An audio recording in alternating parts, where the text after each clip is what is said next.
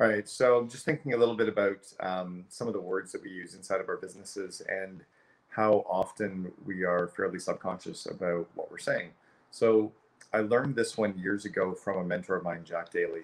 We brought Jack up to 1-800 Got Junk. So this is going back 15 years, 16 years ago when I was the chief operating officer at 1-800 Got Junk. We brought Jack Daly up, who's a specialist in sales, to work with us in our call center.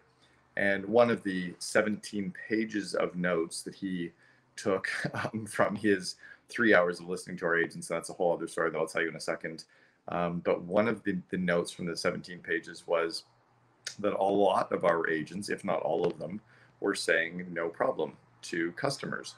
And he said both of those are negative words. No and problem are both negative words, and they throw off a negative connotation, negative response in the minds of our customers. And he said that we should actually be using more positive words like absolutely, or happy to, or my pleasure, or, of course. But any of those words that we are using day to day, we should be scripting out and training our customers, our sorry, not our customers, our customer service people, our salespeople, our leadership team to use more positive words and more positive phrases. So a great suggestion would be to have somebody who specializes in NLP, neuro linguistic programming, to take a look at your scripts, take a look at your sales letters, take a look at your marketing, maybe some of your website, but also to listen in on some of your phone calls with what you say with your customers, suppliers, prospects, etc., and kind of word or rephrase some of what we say. So just think about that one in terms of no problem, because we say it all the time, and you'll hear people now that you know this saying it all the time as well. It drives me bonkers. So let me talk about the 3 pages or 17 pages of notes. So Brian and I brought Jack Daly in for 5 full days. We paid 5 days of his fees, which is a lot, to bring him in and take a look at our entire call center. Had some great ideas come from that, some great rework come from it. Some mistakes as well. We moved way too quickly with a lot of the ideas, but 95% of what we executed on was spectacular and brilliant. What Jack did, though, to start off the 5 days really blew us away. And I don't think I've ever seen anyone do it yet or since. So we were supposed to meet with Jack at 8 o'clock in the morning on Monday morning to start off the week to kind of brief on the areas of the business we were going to be focusing on with him and what we were going to do in the call center with him that week. So 8 o'clock. So Brian and I, have always had a bit of a mantra of if you're not 5 minutes early, you're late. So we were going to be there for sure by 7:55, but we said, let's get there at 7:45 just so we're on time for Jack. So Brian and I walk into the office together at 7:45.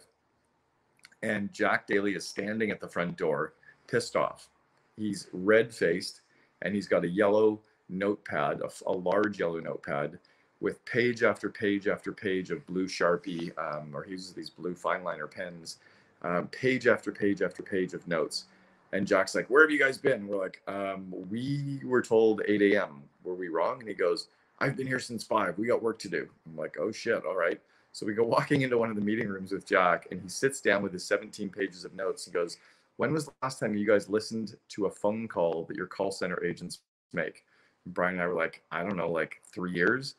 And he goes, well, they suck. They're doing it all wrong. Jack got there at 5 o'clock in the morning and for 2.5 hours listened to phone calls with our call center agents until he was tired of listening, but made page after page after page of notes of things that he observed, things that he heard, and things that we could do better at. And that's what kickstarted a full week. So think about that in your business as well, is when do you inspect what you expect? And when was the last time you listened in on your salespeople's calls, your customer service people's calls, leadership team's calls? It's amazing how much you can learn. So what I do is we record a lot of our stuff using Otter, and Otter will actually give you a written transcription that's helpful to be able to edit and give them written feedback, but also you can listen in or watch the calls that they do as well.